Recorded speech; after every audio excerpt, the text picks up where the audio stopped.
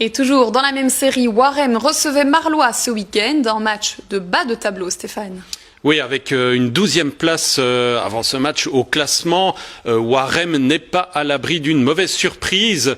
Il recevait ce week-end, ce dimanche, l'équipe de Marlois, qui est située donc premier descendant, juste derrière. On va voir tout de suite ce que ça a donné dans le résumé de Thomas Mikils et d'Alexandre Mours.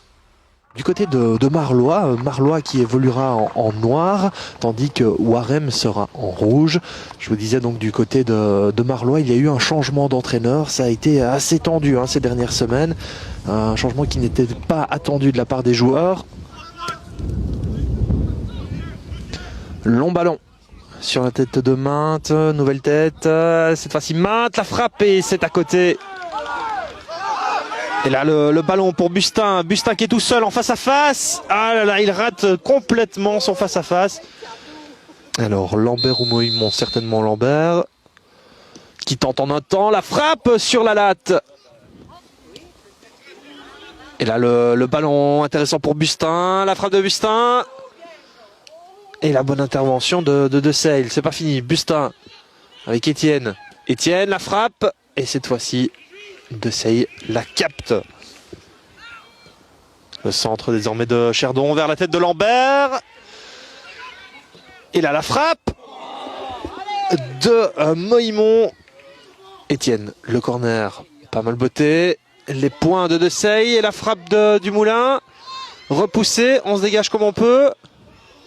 Et c'est la fin de cette rencontre-là. Score final 0-0.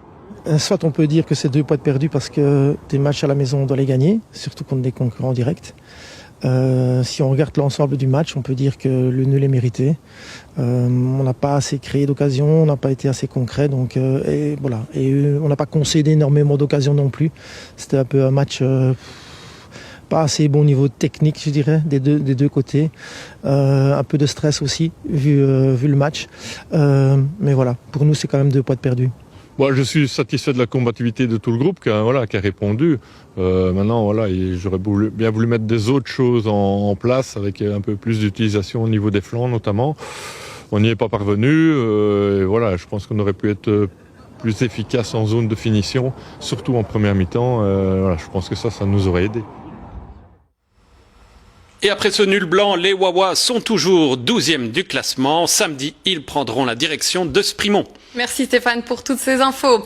La suite de Bifoot, ce sera lundi prochain, même heure, sur RTC. Quant à nous, on se retrouve dimanche soir avec RTC Sport. Merci d'avoir été avec nous. Passez une très belle semaine.